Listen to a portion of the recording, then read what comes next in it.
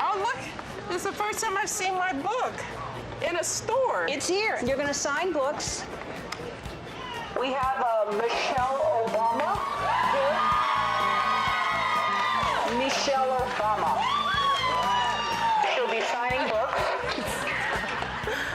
I'm Irene Consilia, and this is Book Talk. Today, I'm going to share with you the autobiography by Michelle Obama titled Becoming. And if you're expecting a tell-all book about politics with dirt on political opponents, you'll be very disappointed. Becoming is the autobiography of Michelle Robinson. Her father, crippled by multiple sclerosis, never missed a day of work at the Chicago water filtration plant. Her mother deferred her own dreams to raise their two children and made sure they got the best education possible in their inner city neighborhood. They never owned their own home. Money was tight. Her mother sewed their clothes, shopped the discount stores, and taught them to make do. Michelle's people were the descendants of migrants who came north during the Great Migration of the 1920s. They left the South to escape Jim Crow and the poverty of tenant farming. Her roots go back even further, though, to her grandfather's grandfathers who were slaves. The beginning chapters titled Becoming Me are written from an innocent child's perspective and are painfully honest in their revelations about the fears we all face as we struggle to become who we are meant to be. Am I good enough? Is a recurring theme throughout her life, from her first test in kindergarten all the way to Princeton, and that final test, the Illinois bar exam. And after she achieved her goal and landed that high-powered job with a major law firm, the much-anticipated satisfaction was missing. The 70 hours spent at her desk reading legal documents each week did not give her life meaning or purpose.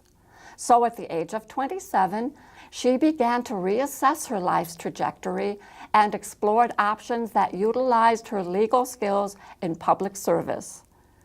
About this same time, she met a charismatic young first-year law student with a weird name who had deferred his postgraduate studies to work as a community organizer. He came to her law firm as a summer intern, and she was assigned as his mentor. You guessed it, his name was Barack Obama. Barack's reputation preceded him. As an editor of the Harvard Law Review, law firms were already courting him, and it was her job to develop his interest in their firm. He and Michelle soon discovered they shared a common worldview and were deeply drawn to each other. But with Michelle firmly rooted in Chicago and Barack back at Harvard, their romance became a long-distance affair that set the tone for their entire lives, when even as a married couple, they endured long periods of separation.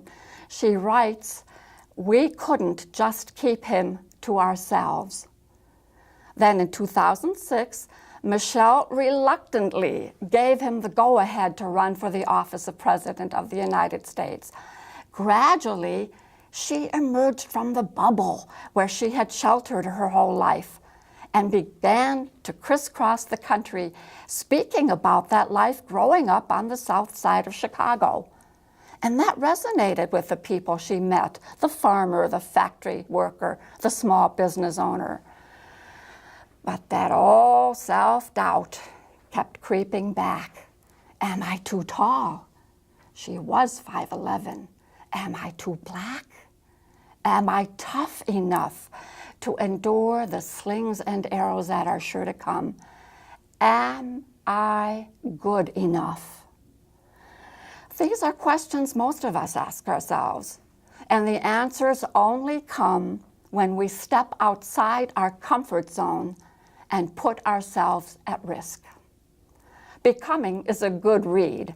Regardless of your opinion of her husband, Michelle Robinson's life story is the story of the every woman who juggles her many different roles and struggles to find balance between her career and her family. I give it 4.5 stars. Until next time, I'm Irene Consilia.